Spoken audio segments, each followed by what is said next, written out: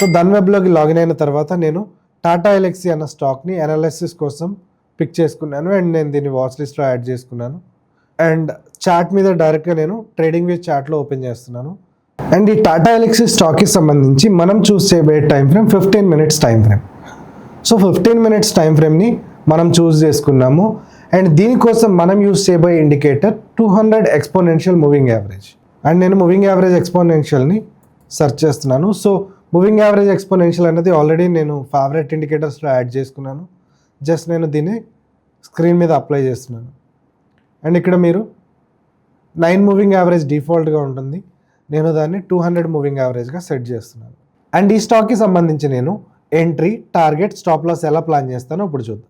ఎప్పుడైతే 200 moving average కింద 15 minutes candle close అవుతుందో అప్పుడు నేను షార్ట్ ఎంట్రీ ప్లాన్ చేస్తాను. ఎప్పుడైతే 200 మూవింగ్ యావరేజ్ పైన ఫస్ట్ 15 minutes క్యాండిల్ క్లోజ్ అవుతుందో అప్పుడు నేను లాంగ్ ఎంట్రీ అనేది ప్లాన్ చేస్తాను. So the strategy is very simple.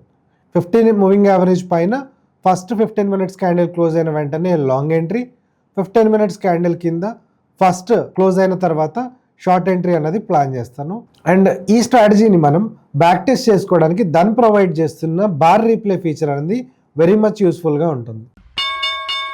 Investments in the securities market are subject to market risk. Read all the related documents carefully before investing.